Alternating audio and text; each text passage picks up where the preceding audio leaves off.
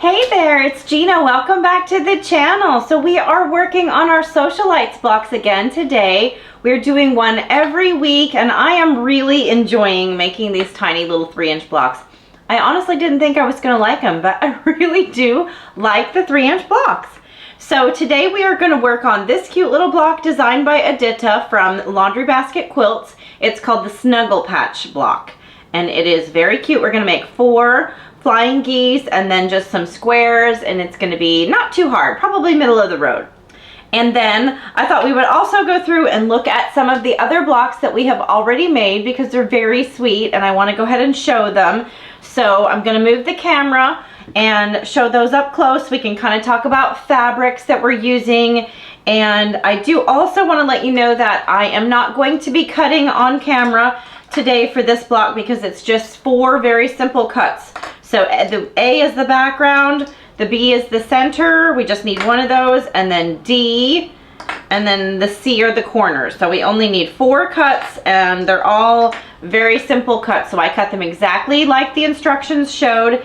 So go ahead and get your fabrics cut and then we will get our sewing machine out and get sewing. Okay, so I'm gonna just go ahead and go through the blocks that we've already made because they are just too sweet. So this column I used Wild Honey, and these are the rest of them that I made for the Fat Quarter Shop previously. And then on camera each week we are sewing using the Sunday Brunch fabric.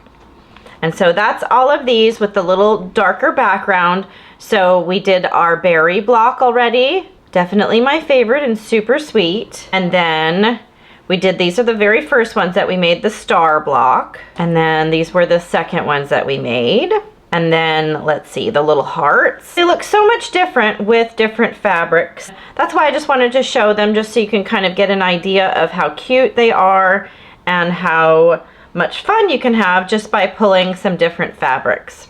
So these are basically the same fabrics, you know, a greenish and the pinkish and then the yellow in the center, but the background is slightly different. So then we did our pinwheels. This one I did a different background. I used more of the cream grunge. I kind of reversed it. And then we used the square and a square for those blocks. Then we have the little house block. I noticed afterwards that I trimmed this one much smaller, so that's okay though, because we are not using this one for the actual quilt. So these blocks I'm putting together for the quilt, and I'll pop that up so you can see the full quilt.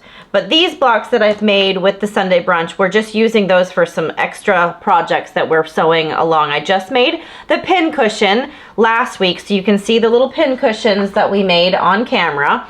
And so you can make your own little pin cushion with these blocks. And then we're also going to do some other small projects as we go along through the sew along. Now we are ready to sew the Snuggle Patch block designed by Edyta. So let's get the sewing machine out and we'll get started. Okay, so the instructions say that the first step is we're going to take the A blocks and the D blocks, and the D's are the colored pink ones. They're going to go over the edges, and so we're just going to draw our line. I'm using a regular pen so that I can show you how I do my stitching on these corner pieces. So we're going to take one of our blocks, and this is going to go just right over the edge. And then when I do my sewing on the side that has the point over here, I'm going to sew on the inside of the line, so that when I fold it over, I'm not right on the line, I'm just inside from the line, and it'll give you just a little bit extra when you're folding it over. So try to get it lined up as good as you can, lining up your corners, and then we're going to stitch on the inside of the line closest to the point. Now when we go to fold it over, it'll give us just that tiny little bit, and it'll help us make sure that we cover the edges. So now we're going to do that on all of them. Okay, we've sewn one corner on all 4 pieces, and I'm going to just finger press all of them to make sure that I didn't do anything wonky. And they all look pretty good. So I'm going to go ahead and trim them and then take them to the iron and press the one side. Okay, so we're going to start on the other side. So we're going to make sure that our line, make sure these fabrics right here are lined up so that when you fold it over, you get that full 1/4 of an inch right there. So if it's not exactly the same on the other side, it's not as important as on this side. So now we have it folded over and we have the full 1/4 inch right there because we want to make sure we don't lose that. And sometimes I'll put 2 or 3 stitches in the corner so that I can hold it there, and then I pull this top piece and make sure that it's lined up exactly with the edge. Okay, now we're going to take these to the iron and give them a good press, and then we're just going to leave them under the clapper while we work on our next step. So we're going to sew the C's to either side of the flying geese that we just made, and then the B is going to go in the middle. So we don't need those anymore. So we're going to put our flying geese around our center square like that. And then I'm going to take these and trim them down just a tiny bit because I've got just a little bit wonky on that one. So I'm going to trim it just a little tiny bit. So make sure that you take your ruler and leave your 1/4 inch. And if you have just a tiny bit there that's messing up, just give it a little trim. So you want to make sure that you don't trim off too much so that you lose your 1/4 inch, but you don't want it to be more than a 1/4 inch either, because if you line up the other one and it has a 1/4 inch and one of them is a little bit bigger, it's going to kind of mess up your consistency in the 2 blocks. All right, so now what you can do is you can either sew these onto this piece, or you can sew the center on it. Doesn't matter which one we do first. So I'm going to go ahead and line up my center pieces. And if you pay attention to where your seams intersect right there, you'll see where your point is so that you don't sew over it. So right there we see where our seam intersects, so make sure you keep your line on the outside of that so that you don't run over your point.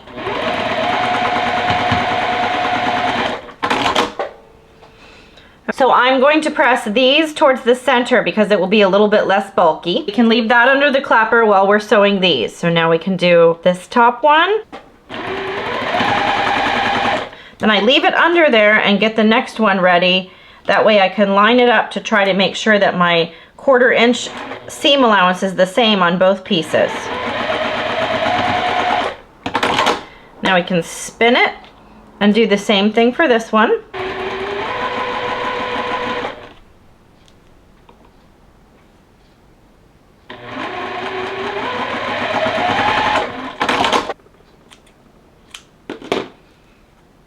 And since we pressed the middle one in, we'll press these going out. Okay, so now we can take our center part and we can line up our top piece.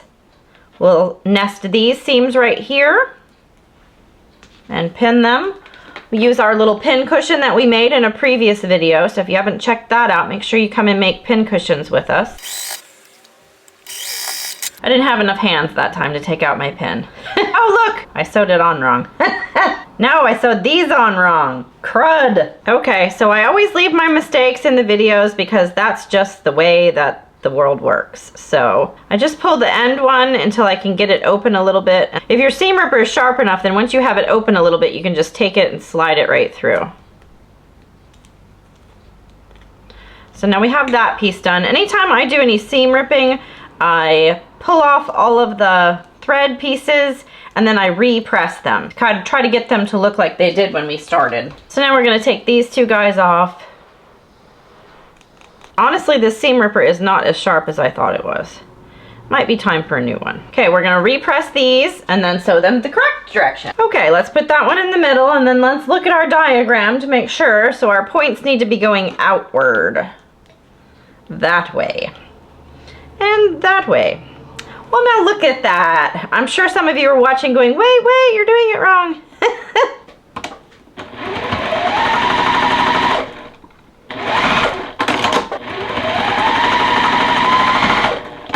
Okay, we're going to repress towards the center. All right, I'm going to check it again, make sure I have it right. I love that little medallion fussy cut in the center. That's pretty. Now we are going to repin this one. What do I do with my pins?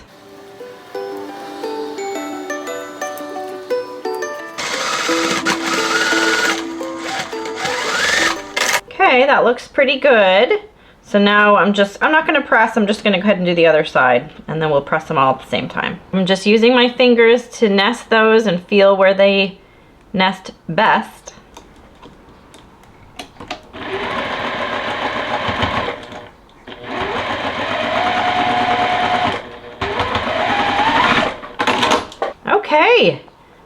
Super cute. All right, I'm gonna go press. Okay, looks pretty good. Let's trim it down.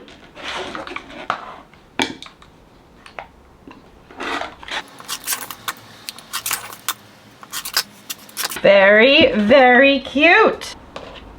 So now we have these two. So they have same yellows and pinks in the same areas, but that background fabric does make a difference in how it looks. Yay, so we finished it. So we made a mistake. That's okay. I'm queen of mistakes. But let me know down in the comments what you think of the sew along. Let me know any suggestions or thoughts. I can't wait to see you next week where we sew the shoe fly block. Very cute. Thanks for watching.